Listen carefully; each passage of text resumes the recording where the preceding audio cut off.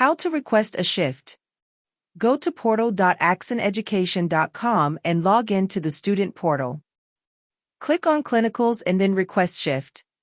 Enter a city or zip code to view and search available clinical sites. You can also use the filter to search by distance, site type, program, or shift type.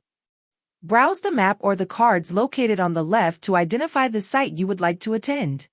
Click on Request Site. On the site detail page, you can view the program levels accepted by that particular site, shift types offered, and any advanced scheduled or scheduling restrictions. While most sites are open to all students, some sites may limit scheduling to only specific groups of students such as employees or employees at neighboring services.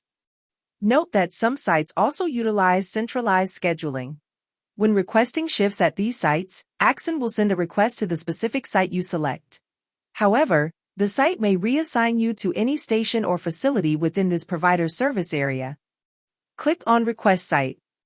On the next screen, your name, email address, and phone number should be automatically populated from your account.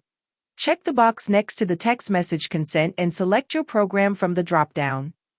Axon's scheduling portal will automatically check if you have been cleared for clinicals. You will see a prompt that appears confirming you are cleared to proceed or directing you to contact our clinical support team. Click on Next to proceed. On the shift details page, the site name and site address should be automatically populated based on the site you selected. Now, select the date you would like to request and the shift type. Note that if you are requesting a clinical site, you may see an option to request a specific department within the hospital. Next, please watch the clinical orientation video and select the box to confirm that you have viewed the video. Then, click Next. You will see a confirmation screen when your shift request has been successfully received. Click on the button to view your My Shifts dashboard.